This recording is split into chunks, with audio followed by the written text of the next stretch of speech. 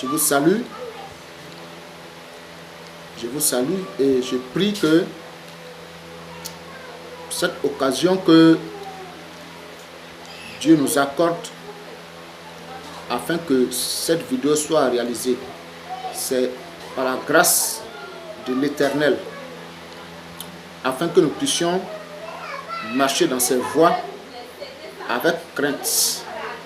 Parce que l'Éternel dit que c'est la crainte qu'il veut voir dans le cœur, l'ayant connu.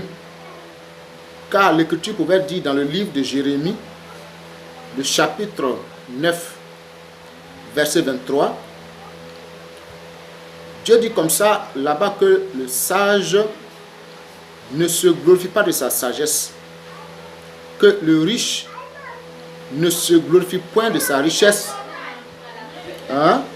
Mais que celui qui veut se glorifie de le connaître, lui qui exerce la bonté, ceci et cela, et beaucoup d'autres choses. Aujourd'hui, en ce jour, nous allons parler de l'œuvre de Dieu qui fait toutes choses. Parce que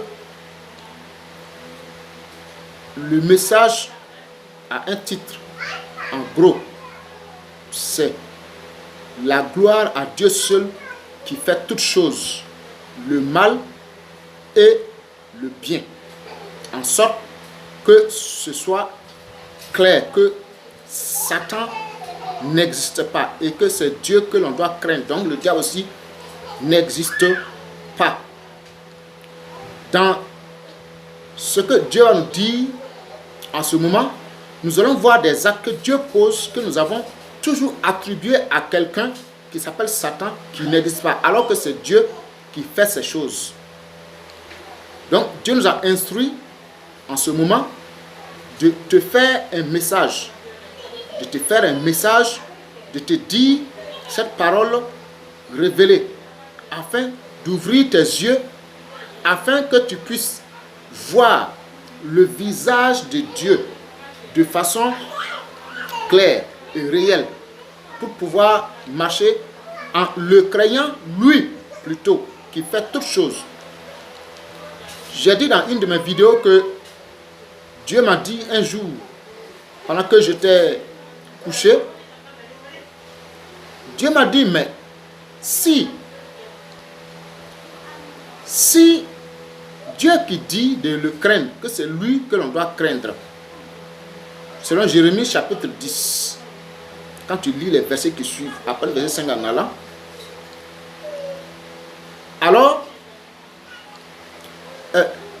il dit que si Satan existait, il n'allait pas dire que c'est lui qu'il faut craindre, mais il allait dire de craindre aussi notre ennemi qui s'appelle Monsieur Satan, qui est quelque part, qui peut aussi abaisser, qui peut élever et qui agit aussi dans ce monde. C'est parce qu'il n'existe pas, Dieu dit que c'est lui plutôt qu'il faut craindre. Lui qui fait le mal et le bien. Lamentation 3, 38. Sophonie 1, verset 12.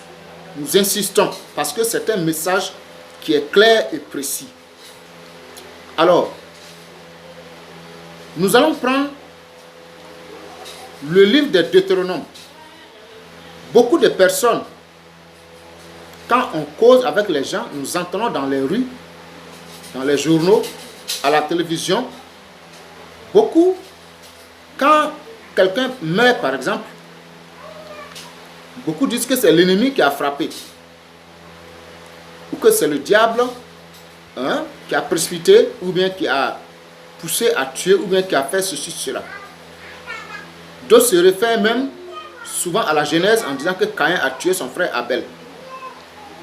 Mais quand Dieu a dit à Caïn, où est ton frère? Il a dit, est-ce que c'est moi son gardien?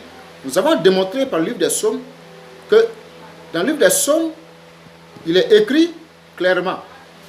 On va lire ce psaume. Tu vas prendre le livre des Psaumes. Dieu dit de façon claire, dans ce passage-là, il dit ceci. Il dit ceci.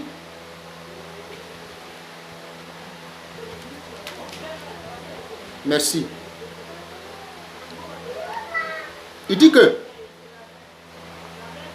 si ceux qui gardent la ville, sans Dieu, ils gardent en vain.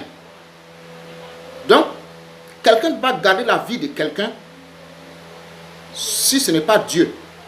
Donc, quand Abel a dit à son frère, est-ce que c'est moi son gardien, ça voulait dire simplement que, en fait, ce que tu penses là avait encore une autre pensée par derrière. Parce que, en fait, Abel était l'image de Jésus-Christ. Cela est sorti dans le livre des Hébreux, qu'il a l'image de Jésus, parce qu'on dit que le sang de Jésus parle mieux de celui d'Abel. Donc, il est comparé à Jésus-Christ qui devait être sacrifié.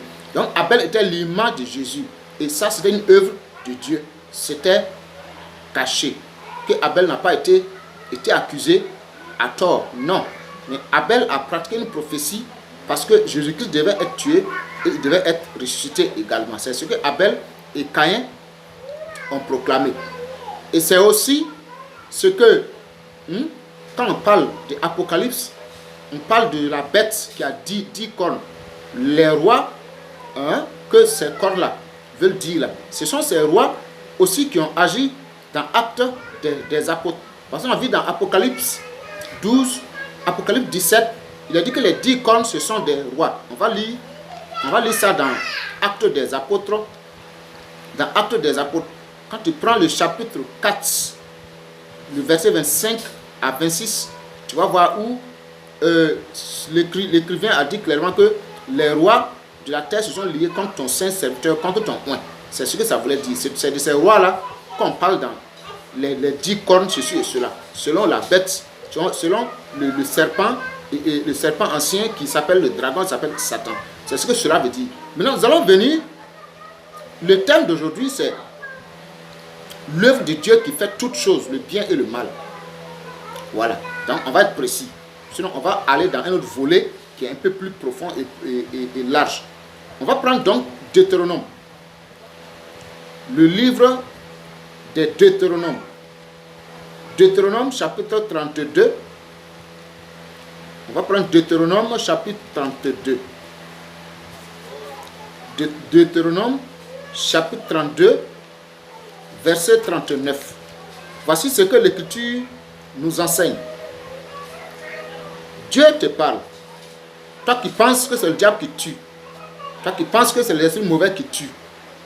S'il y avait un esprit, si Satan essaie, il allait dire dans un seul verset dans la Bible que moi aussi je tue. Mais celui qui tue va parler tout à l'heure, afin que tu saches que sur la terre, il n'y a pas un seul homme qui est mort sans que Dieu ne l'ait voulu. Voici ce que ça veut dire. Donc, c'est une révélation très claire, comme plus que la lumière du soleil. Il dit, sachez donc que c'est moi qui suis Dieu. Il se présente. Il dit, c'est lui qui est Dieu. Et qu'il n'y a de Dieu, et qu'il n'y a point de Dieu près de moi. Il est Dieu en comment? Par rapport à ce qu'il va faire. Donc, s'il y a quelqu'un qui fait la même chose, c'est que lui aussi il est Dieu. Or, il y a un seul Dieu. Donc, voici ce que l'Éternel nous dit. Il dit qu'il n'y a point de Dieu près de moi. Il se présente d'abord. Par rapport à ce qu'il va dire qu'il fait. C'est-à-dire qu'il n'y a pas quelqu'un qui fait ça, ce n'est pas lui. Il dit, je fais vivre et je fais mourir. C'est Dieu qui parle. Il n'y a pas quelqu'un d'autre qui fait ça. Donc c'est Dieu qui fait vivre. Et puis c'est Dieu qui fait mourir. Il n'y a pas une autre personne. Il n'y a pas un fusil. Il n'y a pas quelqu'un avec machette. Non, c'est Dieu. Si le temps que Dieu t'a donné se limite à hier, donc c'est hier que tu es mort. Quels que soient les instruments et les événements que Dieu va utiliser, mais Dieu dit que c'est lui qui tue. Et puis c'est lui qui fait vivre. Il dit, je blesse et je guéris. Un jour, je me suis réveillé le matin et quelqu'un m'a dit, pendant que j'étais assis avec un monsieur, Il me dit, mais ton œil là, ton œil est rouge, on dirait que tu es blessé. Ah, je n'ai pas fait par là, rien. Donc, je me suis miré, j'ai connu que mon œil était rouge jusqu'à on dirait qu'on a frappé sur mon œil. Je suis arrivé en pharmacie et la pharmacienne voulait me donner un médicament. Dieu m'a dit, attention, il ne faut pas prendre ce médicament, il faut lui dire que ce n'est pas un coup que tu as reçu sur l'œil. Donc, quand je dis ça à la dame, elle m'a dit, donc, il faut aller voir un ophtalmologue. J'ai pris le taxi. Et avant d'arriver chez l'ophtalmologue, le Seigneur me dit de reprendre le taxi pour revenir chez moi parce qu'il ne faut pas laisser ton œil, on va te toucher. 3 jours après, mon œil est devenu blanc. C'est ce jour que j'ai compris cela. Ce n'est pas forcément lié à quelque chose même. Mais c'est parce que le temps que Dieu a donné est expiré que Dieu tue l'homme. Quand Dieu veut tuer l'homme, il le tue. Ce n'est pas lié à quelque chose. C'est parce que c'est lui qui fait ça. Ce n'est pas quelqu'un d'autre. Hein? Il dit, je fais mourir, je blesse et je guéris. Donc, l'œil qui était devenu rouge était comme si il était blessé. Ensuite, c'est devenu blanc et c'était le signe de la guérison. Il dit, et personne ne délivre de ma main. C'est-à-dire que quand c'est Dieu qui fait ça, il n'y a pas quelqu'un qui peut te sauver. Donc, quand Dieu veut tuer quelqu'un, il n'y a pas quelqu'un qui peut empêcher qu'il meure. Quand Dieu veut faire vivre quelqu'un, il n'y a pas quelqu'un qui peut le tuer. Quand Dieu veut guérir quelqu'un, il n'y a pas quelqu'un qui peut faire progresser une maladie. Quand Dieu veut blesser quelqu'un, il n'y a pas quelqu'un qui peut l'amener à ne pas être blessé. C'est ce que cela veut dire.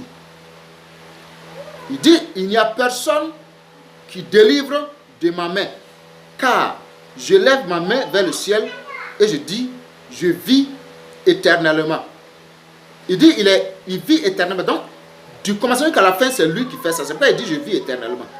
Lui qui tue, qui blesse, hein, qui fait mourir et qui fait vivre là. Il dit, il vit éternellement. Donc, depuis l'éternité, toutes les personnes qui sont mortes jusqu'à aujourd'hui, jusqu'à l'éternité, ce sera lui. Pourquoi il dit que je vis éternellement. Donc, c'est pas qu'il a fait ça jusqu'à un moment donné, il est fatigué et puis maintenant c'est Satan qui fait. Non, c'est Dieu seul qui tue, c'est Dieu seul qui fait vivre, c'est Dieu seul qui blesse, c'est Dieu seul qui guérit. Donc, ceux qui ont le cœur blessé, quand on dit il faut soigner les blessures du cœur. Si c'est Dieu qui blesse, toi tu vas soigner comment si Dieu n'a pas guéri le cœur de quelqu'un? Toi tu vas guérir son cœur comment? Si c'est Dieu qui a blessé la personne, c'est Dieu encore qui va guérir la personne. Toi tu ne peux pas guérir quelqu'un que Dieu a blessé, c'est pas possible. C'est pas possible. Donc, il faut laisser Dieu faire son œuvre sur la vie des hommes de la terre. C'est comme ça. C'est pourquoi il dit dans le livre de Daniel qu'il agit avec les anges, il agit aussi avec les hommes. Dieu se sert des instruments que lui, il veut. Une autre personne va nous parler de l'œuvre de Dieu, qui fait toutes choses, bien sûr. On va prendre 1 Samuel. 1 Samuel, chapitre 2. 1 Samuel, chapitre 2, versets 5 à 8. Voici ce que l'Écriture nous dit. C'est le même Dieu, le Père des esprits, celui qui fait toutes choses. Ceux qui étaient rassasiés se louent pour du pain, et ceux qui étaient affamés se reposent. Même la stérile enfante 7 fois, et celle qui avait beaucoup d'enfants est flétrie. Donc, avec Dieu, une femme stérile peut enfanter 7 fois, parce que c'est Dieu même qui rend stérile. Et c'est Dieu qui ouvre les entrailles des femmes. Quand Dieu a fermé les entrailles d'une femme, elle ne peut pas mettre un enfant au monde. Mais si Dieu a ouvert les entrailles d'une femme, elle ne peut pas ne pas tomber enceinte également. Dieu dit que c'est lui qui fait ça. Il n'y a pas un esprit qui peut faire quelque chose si ce n'est pas par l'œuvre de Dieu, si ce n'est pas par la volonté de Dieu. On a vu dans le cas du dérèglement des mauvais esprits que dans 1 Samuel 16, verset 14, la Bible dit que Dieu a envoyé un mauvais esprit pour troubler Saül. Donc les mauvais esprits sont des instruments de Dieu. Comme tu as 2 mains, une main gauche et une main droite. La main gauche te sert à laver ton anus et ta main droite te sert à attraper la cuillère pour manger. C'est la même chose. Nous continuons dans 1 Samuel chapitre 2. le verset 5. On va prendre maintenant le verset 6. Il dit, l'Éternel fait mourir et il fait vivre. Donc, il n'a pas dit Satan fait mourir et l'Éternel fait vivre. Non. C'est lui qui fait les deux. Afin de confirmer Lamentation 3:38. Il dit que les maux viennent de l'Éternel, les biens aussi. Il fait descendre au séjour des morts et il en fait remonter où les morts sont. C'est Dieu encore qui les ramène du séjour des morts en haut. Il dit, l'Éternel appauvrit et il enrichit. Il abaisse et il élève. C'est pourquoi il y a des pauvres. C'est aussi pourquoi il y a des riches. Ceux qui sont pauvres sont ceux que Dieu a abaissés. Ceux qui sont riches sont ceux que Dieu a élevés. C'est comme ça. Il appauvrit et il enrichit. Il abaisse et il élève. Donc, il y a ceux qui sont élevés en dignité. Ceux qui sont abaissés, ceux qui sont en bas des autres, le sont parce que Dieu l'a voulu ainsi. C'est pourquoi l'Écriture dit dans Ecclésiaste,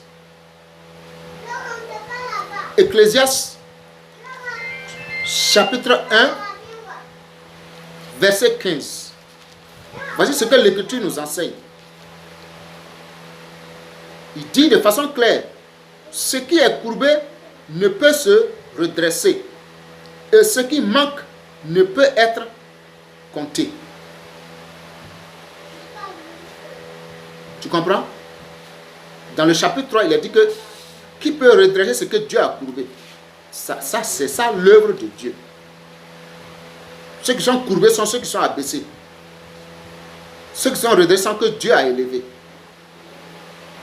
Pour confirmer que c'est Dieu qui abaisse et c'est Dieu qui élève. Ça ne dépend pas de l'homme en rien, dans aucun acte. Tu peux avoir le travail le plus juteux du monde et mourir pauvre. Tu peux ne même pas être un grand fonctionnaire. Et à la fin de tes jours, tu es milliardaire. Parce que c'est Dieu qui donne ces choses. Cela ne dépendait pas de l'appartenance à nos religions. Ça, c'est le fait de Dieu, l'œuvre de Dieu qui fait toutes choses. Ecclésiaste 1, 15. Si nous prenons, par exemple,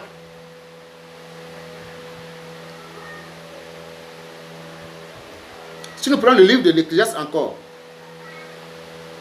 nous prenons le chapitre 3. Hein? Il dit, ce qui est a été, et ce qui sera a déjà été. Et Dieu ramène ce qui est passé. Hein? J'ai dit en mon cœur, Dieu jugera les justes et les méchants, car il y a là un temps pour toutes choses et pour toute œuvre. Amen. Donc, il s'agit de ce que Dieu déclare que lui, il fait. Donc, ça veut dire ça encore qu'il a le pouvoir de juger toutes choses. Donc, si tu es riche, c'est que c'est Dieu qui t'a rendu riche, qui t'a donné la richesse. Ce n'est pas parce que tu as travaillé. Si tu es pauvre, c'est Dieu qui t'a rendu pauvre. C'est parce qu'il y en a qui forcent, qu'ils vont se mettre sous le jugement de Dieu en volant. Ça, c'est un autre volet même. Donc, 1 Samuel, chapitre 2, versets 5 à 8. Nous continuons.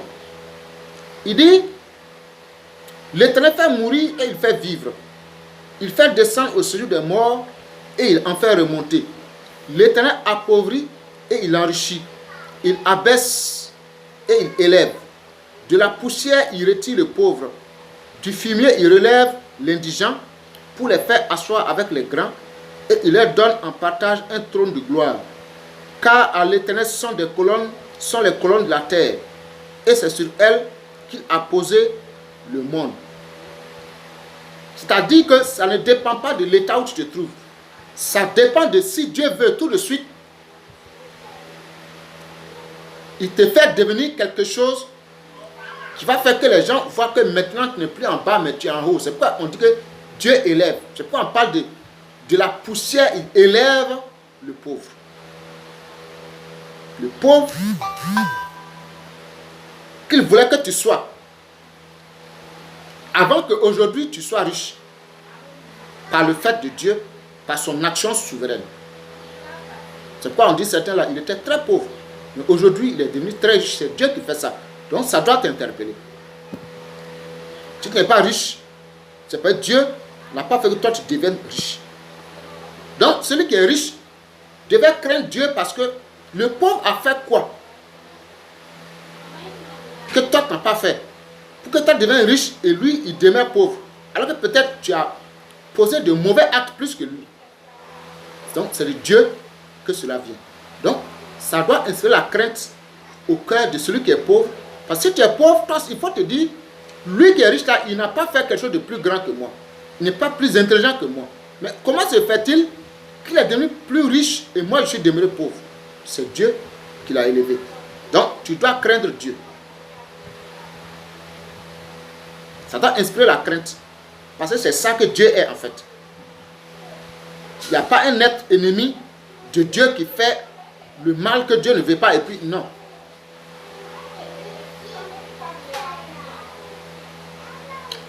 Prenons le livre des Proverbes. Proverbes chapitre 2. Proverbes chapitre 2. Proverbes chapitre 2, verset 22. Proverbes chapitre 2. Oui. Verset 22.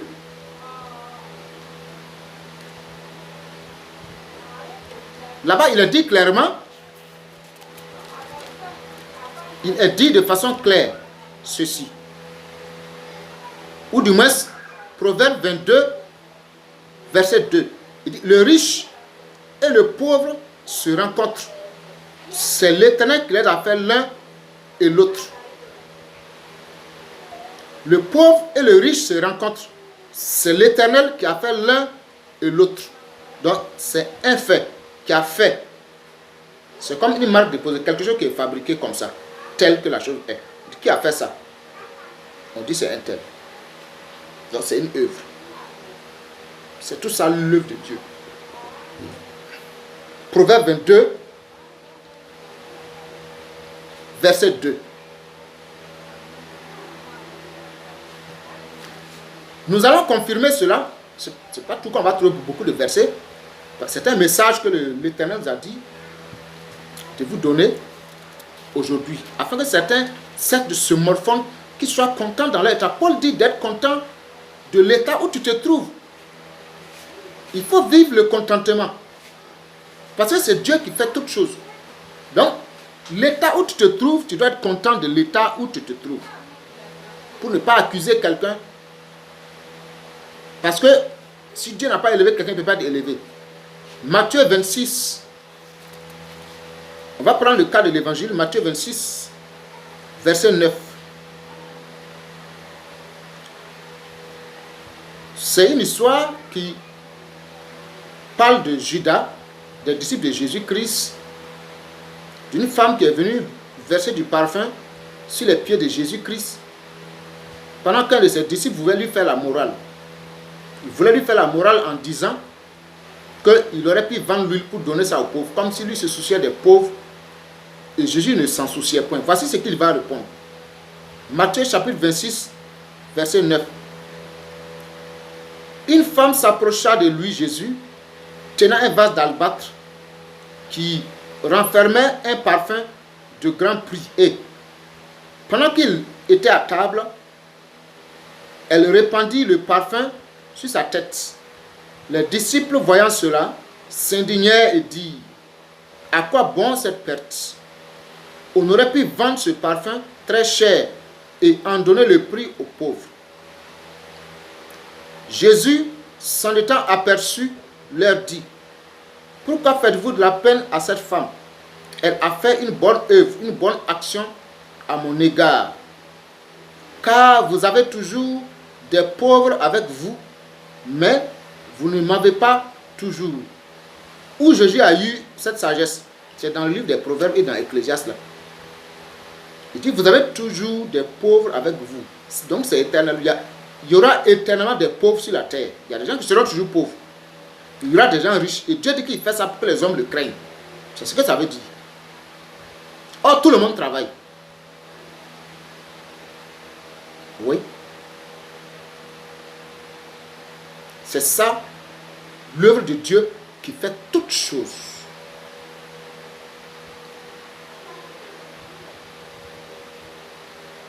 Nous allons maintenant prendre le cas, certains cas qu'on attribue aussi au diable,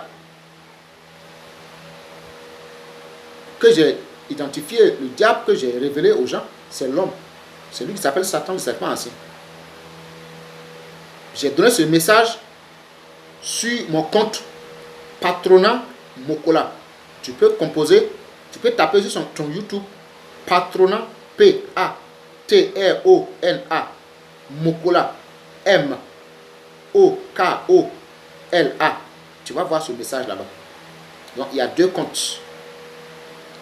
Donc nous allons prendre le livre Exode. Exode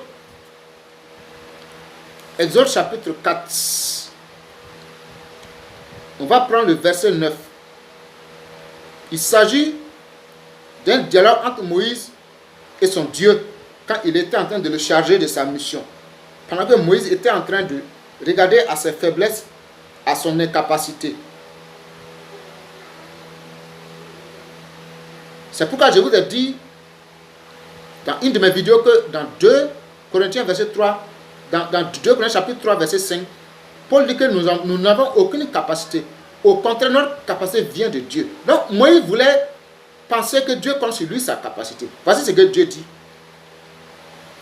S'il ne croit pas même à ces 2 signes, c'est des signes que Dieu avait donnés à Moïse. Il avait mis des signes dans sa main. Quand Dieu t'envoie, il te donne des signes. Les gens vont te reconnaître à partir des signes que Dieu va manifester pour qu'ils sachent que c'est lui qui t'envoie. Ça, c'est de toute éternité. Ça ne va pas changer même. Il n'y a pas qu'un Dieu a envoyé et puis il n'a pas donné des signes par lesquels les gens vont savoir. De façon claire, pour que les gens le craignent.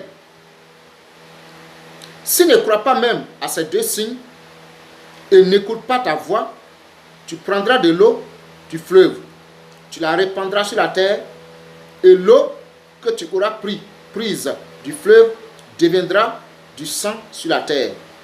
Moïse dit à l'Éternel, ah Seigneur, je ne suis pas un homme qui ait la parole facile.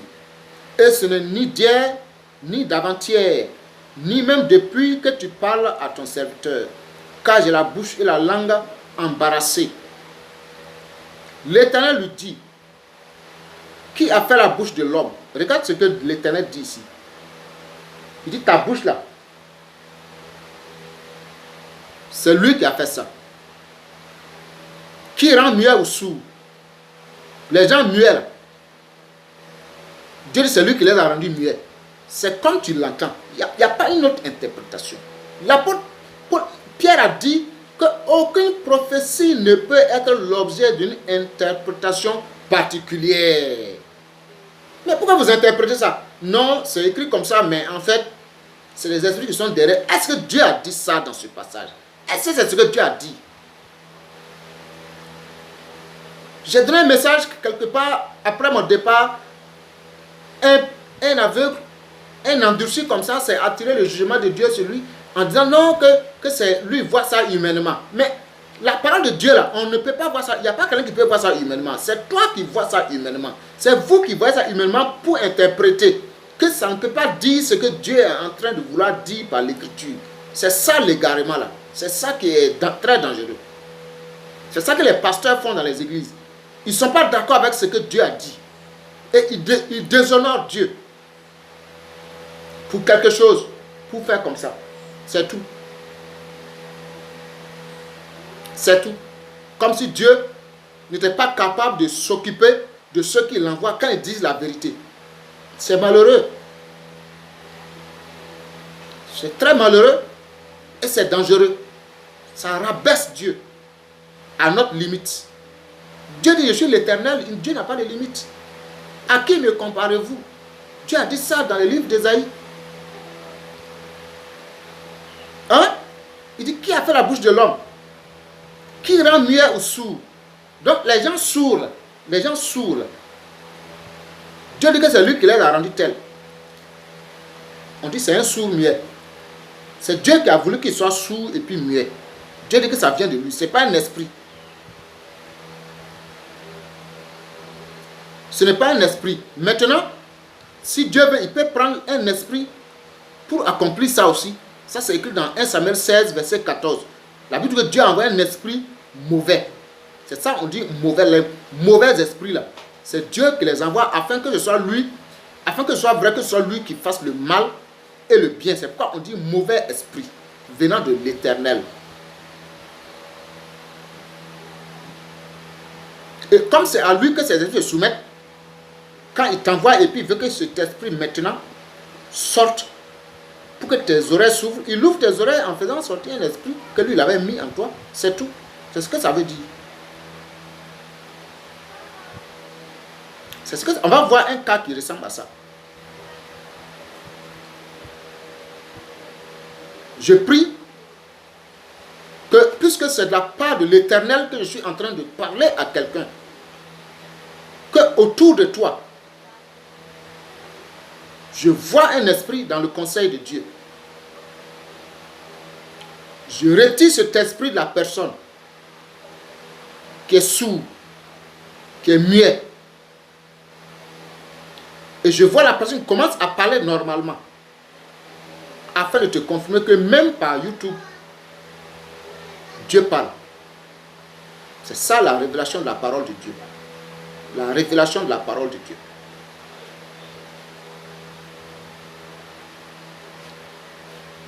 Jésus-Christ pouvait dire que les paroles que vous entendez ne viennent pas de moi-même, mais de celui qui m'a envoyé. Donc, c'est l'Éternel qui parle avec la bouche de son messager. Et c'est ce que Jésus-Christ a dit, que les paroles que vous entendez sont esprit et vie, elles ne viennent pas de moi-même, mais ce sont les paroles que mon Père m'a prescrites que de dire. Il dit, qui rend sourd, qui rend muet ou sourd, voyant ou aveugle? Qui rend voyant? Les voyants là, c'est Dieu qui les rend voyants. C'est Dieu qui leur montre les choses cachées que les prophètes même ne peuvent pas savoir. Parce que c'est Dieu qui cache les choses et c'est Dieu qui révèle les choses. On dit, donc, qui rend voyant ou aveugle? Ceux qui sont aveugles là, ceux qui sont aveuglés là, c'est Dieu qui les rend aveugles pour qu'ils ne voient pas. Ceux qui n'entendent pas là, c'est Dieu qui ne veut pas qu'ils entendent. C'est pourquoi Dieu dit qu'il leur a donné une bouche, il leur a donné des yeux qui regardent sans voir, des yeux pour écouter mais sans comprendre. Il a dit à Ésaïe, il dit bouche leurs oreilles et ferme leurs yeux pour qu'ils ne voient pas. Donc c'est Dieu qui fait ça encore. Hein? Il dit, qui rend voyant ou aveugle? N'est-ce pas moi l'Éternel? Va donc, je serai avec ta bouche et je t'enseignerai ce que tu auras à dire. Donc c'est Dieu qui rend voyant et c'est Dieu qui rend aveugle. Donc, je prie que ces paroles te rendent voyant, parce que quand Dieu veut ouvrir les yeux d'un aveugle spirituel, ce sont des paroles qu'il envoie. Puisque c'est lui qui rend aveugle et puis c'est lui qui rend voyant. Nous allons voir une confirmation. Hein? Il dit, va donc, je serai avec ta bouche et je t'enseignerai ce que tu auras à dire. Alors, puisque Jésus-Christ n'a pas inventé quelque chose pour dire, tout ce que Jésus-Christ a dit en parabole a une explication dans l'Écriture. Mais il a parlé en parabole. Jésus a dit beaucoup de choses que les hommes n'ont pas compris. Dieu n'a pas voulu que les hommes comprennent ce qu'il a dit en son temps. Il y avait un temps que Dieu a fixé. C'est ce temps-là qui est venu, selon Ésaïe 60. Maintenant, Dieu dit que les ténèbres couvrent la terre, mais sur toi, l'Éternel Dieu, la gloire de l'Éternel se lève. Il dit, en ce moment, quand Dieu lui-même il va venir, alors les yeux des aveugles vont s'ouvrir. C'est les aveugles spirituels. Hein? Il dit, alors il y aura cela, alors il y aura là un chemin frayé. Ça, c'est Ésaïe chapitre 35. Donc, c'est ce que Jésus-Christ est venu confirmer. Donc, tout ce que Jésus a dit est déjà dans l'Ancien Testament. Même s'il a parlé en parabole, toutes les paroles de Jésus ont une explication. Tous les actes que Jésus a posés ont leur explication spirituelle. J'ai dit à quelqu'un un jour que le livre de la Genèse est un livre qui est fermé, la clé a été enlevée. Donc, si tu n'as pas la clé, tu ne peux pas ouvrir ce livre-là. Ça fait que beaucoup de choses qui sont dites, que tu écoutes, tu ne comprenais pas ça de cette manière. Donc, c'est ça l'ouverture du livre. C'est le sens, le vrai sens, la pensée cachée de Dieu maintenant qui est révélée. On va prendre l'évangile. On va prendre l'évangile de Jean. Jean chapitre 3. Jean chapitre 3, verset. Jean chapitre 3, verset 9.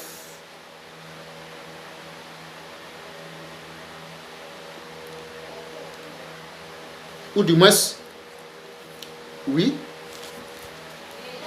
Jean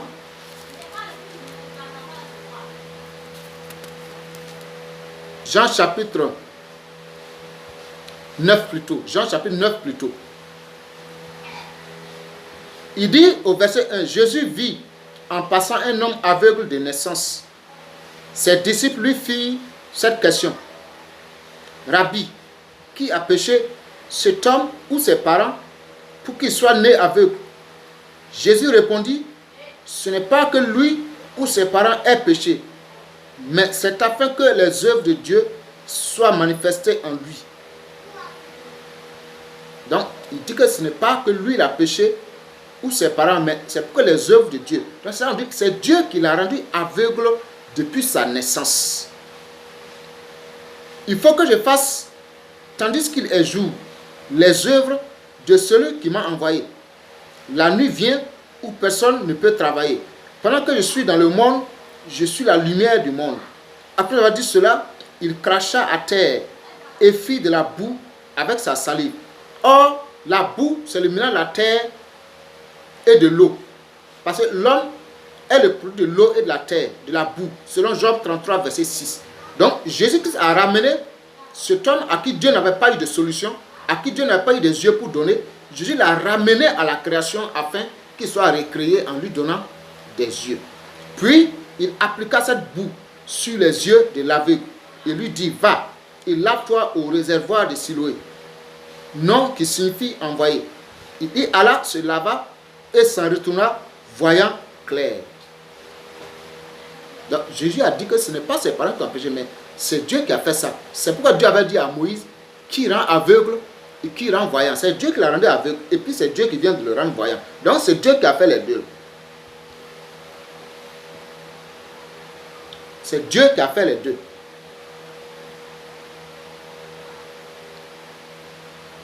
Hein? Donc, quand Dieu te rend aveugle, voici aussi, il y en a qui disent que non, vraiment il faut prier pour les gens qui sont aveuglés par le mensonge, que c'est le diable qui les perd. On va confirmer ça dans l'évangile. Tu vas voir que ce n'est pas le diable. Puisque j'ai dit que le diable, j'ai dit que Satan n'existe pas, c'est Dieu qui fait le mal et le bien. Tu vas voir que c'est qui rend les hommes aveugles. Qui rend les hommes aveugles et puis ils tâtonnent, et puis ils marchent, et puis ils croient au mensonge là. Et puis toi tu ne comprends pas pourquoi. Tu pries pour que Dieu aide lui et puis il n'y a rien, et puis Dieu ne fait rien là. Tu vas voir qu'en fait c'est Dieu qui fait ça. Donc quelqu'un qui a fait, tu ne peux pas lui dire de ne pas faire ça, il ne peut pas faire, parce que c'est lui qui a fait ça. Si c'était quelqu'un d'autre et puis tu le pries, il va le faire parce que ça ne vient pas de lui. Mais comme ça vient de lui là, c'est comme si c'est une prière insensée. 2 Thessaloniciens chapitre 2. Voici ce que l'Écriture nous enseigne à partir du verset 11. Il dit aussi, Dieu leur envoie une puissance d'égarement pour qu'ils croient au mensonge, afin que tous ceux qui n'ont pas cru à la vérité, mais qui ont pris plaisir à l'injustice, soient condamnés. Donc, c'est Dieu qui envoie une puissance d'égarement sur les hommes pour qu'ils croient au mensonge. Donc, c'est Dieu qui égare. C'est aussi écrit dans le Coran. Allah égare qui il veut. Si les musulmans avaient compris cela, ils n'allaient pas vouloir que les gens deviennent des chrétiens. Les débats de rue inutiles, ils n'allaient pas s'aventurer à ça parce que le Coran a déjà dit que c'est Dieu qui égare. Donc, s'ils ne croient pas en votre message, pour vous, votre livre dit que c'est peut-être Dieu qui les a égarés, et aussi dit que c'est vous qui êtes égarés. Donc, revenez à l'origine pour voir qui a été égaré et qui n'a pas été égaré, puisque chacun dit que la vérité est de son côté. C'est Dieu qui égare les hommes. Et c'est Dieu qui met sur le droit chemin les hommes.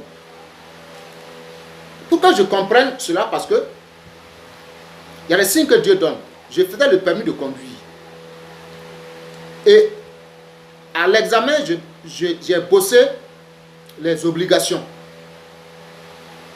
Les obligations.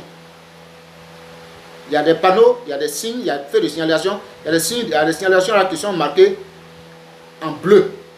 Donc, j'ai dit non, c'est ça qu'on va me poser à l'examen du code. Donc, les autres panneaux là, interdiction du fait, je n'ai pas bossé ça. En tout cas, c'est en bleu là que j'ai bossé. En jaune, c'est cela là. Je n'ai pas bossé ça. Et je pensais que c'était en bleu là. Et ça m'est même venu en vision. Et quand je suis arrivé, ils m'ont posé aucune question sur les signalisations bleues là. Au contraire, là où je n'ai pas bossé, là-bas on a pris pour me poser des questions. Et Dieu maintenant m'a confirmé qu'en fait c'est lui les gars. Il m'a fait aller le côté où on ne va pas me poser des questions là. Maintenant, si ce n'était pas Dieu qui allait me donner le diplôme là, c'est que j'allais échouer. Pour dire que c'est Dieu qui fait échouer les gens. C'est pourquoi on dit que c'est Dieu qui égare. Quand on fait l'examen, ceux qui échouent là, c'est Dieu qui les fait échouer. Ceux qui gagnent l'examen là, c'est Dieu qui les fait gagner l'examen. C'est ce que ça veut dire. Si ils ont tous gagné, c'est Dieu qui voulait qu'ils gagnent tous.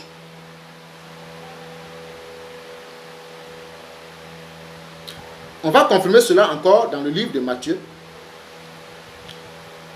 Matthieu, on va prendre Matthieu chapitre 11, verset 25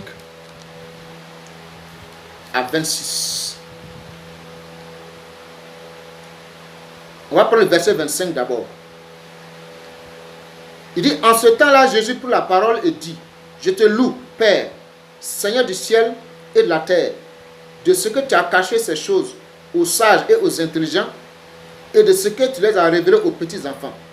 Oui, Père, je te loue de ce que tu l'as voulu ainsi. Donc, Dieu a voulu que la lumière là, soit donnée à des gens que lui a choisis par révélation. Aux autres, non. C'est pourquoi cette révélation que tu viens d'entendre, selon l'Écriture, est une révélation. Que Dieu veut te donner maintenant la révélation de sa nature, qui il est, ce que lui fait, qu'on attribue à un esprit qui n'existe pas. Je vais te dire quelque chose. Dans le livre d'Ésaïe,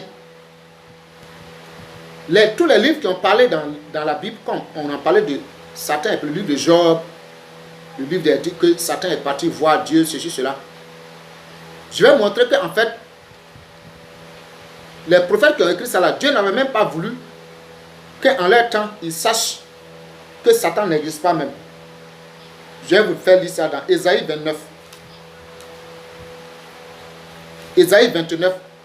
C'est pourquoi Dieu avait dit qu'à la fin des temps, maintenant, personne n'enseignera plus son conjoint, car tous me connaîtront. Donc depuis ce temps jusqu'à maintenant, les gens n'ont pas connu Dieu. C'est maintenant que Dieu veut qu'on le connaisse.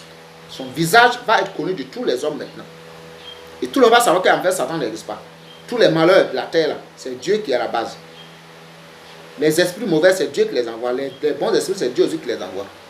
C'est pourquoi il dit de le craindre. Si quelqu'un est comme ça veut dire qu'il faut avoir peur de lui. Ésaïe, chapitre 29. Écoute. Il dit, car l'Éternel a répandu sur vous un esprit d'assoupissement. Il a fermé vos yeux, les prophètes. Donc les prophètes, prophète Ésaïe, prophète Moïse, prophète Jésus, c'était des aveugles. Tu n'as jamais entendu ça. Pourtant c'est écrit. C'est Dieu qui les a aveuglés. Et ça apparaît que Satan n'existe pas même. C'est pourquoi ils ont écrit son nom là. Mais il s'apparaît que c'est Dieu qui faisait ça. Il a pris un masque. Il a fermé vos yeux, les prophètes. Il a voilé vos têtes, les voyants. Or, que ce soit dans le Coran et la Bible, on parle de que Satan a fait ça. En fait, il n'existe pas. C'est Dieu qui fait le mal et le bien. Il n'a pas voulu que les hommes sachent ça. C'est pourquoi il a dit à quelqu'un que le livre de la Genèse, là, c'est un livre qui est fermé. C'est la clé. Il y a une clé, je vais vous donner le nom dans mes vidéos qui viennent. Il y a une clé que Dieu te donne pour que tu puisses ouvrir ça pour voir. Hein? Toute la révélation est pour vous comme les mots d'un livre cacheté que l'on donne à un homme qui sait lire en disant, lis donc cela, et qui répond, je ne le puis, car il est cacheté. Qu'est-ce qu'un livre qui est cacheté? Je prends une enveloppe qui est fermée et puis il y a un cachet dessus. Tant que tu n'as pas ouvert, tu peux pas voir le contenu. C'est ça, le livre qui est cacheté. Donc, ce que les prophètes ont écrit là, la Bible est comme un livre qui est cacheté. Le fond là, il y a la forme et puis il y a le fond. C'est quand tu ouvres que tu vois le fond. En réalité, au fond, c'est Dieu qui a fait toutes choses. Par exemple, dans le livre de la Genèse, c'est Dieu qui n'a pas voulu que Adam sache qu'en fait, c'était lui qui était à la base du fruit qu'il a mangé. C'est lui qui a voulu qu'il mange le fruit. C'est lui qui a voulu ouvrir les yeux de Ève, hein, et puis Adam, pour qu'il devienne comme lui, Dieu, sur la terre. C'est Dieu qui a fait ça. Il n'a pas voulu que les hommes le sachent en son temps. C'est pourquoi tous les théologiens disent que c'est Satan qui a aveuglé Adam et Ève. C'est lui qui les a trompés. Personne n'a trompé Adam et Ève. C'est Dieu qui a ouvert leurs yeux. Il n'en fait qu'utiliser un instrument, comme le serpent a dit. Sinon, mais où le serpent donc a-t-il eu la pensée de Dieu? Puisque Dieu dit que personne n'est dans son cœur ni dans son conseil. Selon Ésaïe chapitre 40, verset 14. On va confronter ça aussi par 1 Corinthiens chapitre 2, verset 11. On va lire ça. Il dit, le verset 11, 1 Corinthiens 2, verset 11. Lequel des hommes, en effet, connaît les choses de l'homme, si ce n'est l'esprit de l'homme qui est en lui. De même, personne ne connaît les choses de Dieu, si ce n'est l'esprit de Dieu. Or, nous n'avons pas reçu l'esprit du monde, mais l'esprit de Dieu, afin que nous connaissions les choses que Dieu nous a données par sa grâce. Donc, Paul dit, personne ne connaît la pensée de l'homme si ce n'est pas l'esprit de l'homme qui habite en lui. C'est de cette même manière que personne n'a pu connaître la pensée de Dieu si ce n'est pas l'esprit de Dieu qui est en lui. Le conseil de Dieu là, c'est sa volonté. Les anges ne connaissent même pas ça. Encore moins un animal. Encore moins un homme qui ressemblait à l'homme. Donc ça n'a pas existé même. C'est ça, on dit, toute la révélation est comme un livre qui est cacheté. Quand on donne à quelqu'un, on dit faut lire, et puis il dit je ne sais pas lire. Donc les gens ne savent pas ça. C'est maintenant que les hommes devaient le savoir. C'est pourquoi l'apôtre Paul a été amené jusqu'au 3e ciel. Paul a rappelé qu'il a vu des choses qui n'est pas permis à un homme de dire ni d'exprimer. Puisque c'était caché. Donc tu as dit ça comment? Quelque chose qui est caché, Dieu n'a pas voulu que les hommes le sachent. Il n'a pas voulu que les hommes comprennent ça. Mais toi, tu vas dire ça comment? C'est quand il a su qu'il y a quelque chose qui va être révélé à la fin des temps, comme maintenant, comme tu l'entends. C'est pourquoi il a dit dans 1 Corinthiens 13, verset 10, que car nous connaissons en partie et nous prophétisons en partie. Quand ce qui est parfait sera venu, ce qui est partiel disparaîtra. C'est ce que ça veut dire. Donc, le livre qui était caché, qui est ouvert là, si c'est ouvert, ça veut dire que ce qui est en haut là. Maintenant, ça là, on ne parle plus de ça. C'est ce que ça veut dire. Que Dieu te bénisse. C'est ça, l'œuvre de Dieu qui fait toutes choses. Toute la gloire doit être donnée à Dieu seul, qui fait toutes choses. Il n'y a pas quelqu'un d'autre qui fait quelque chose et puis Dieu maintenant vient. Non, non, c'est Dieu qui fait toutes choses. Il n'y a pas quelqu'un d'autre dont Dieu n'est pas l'auteur. Que Dieu soit avec toi. Amen.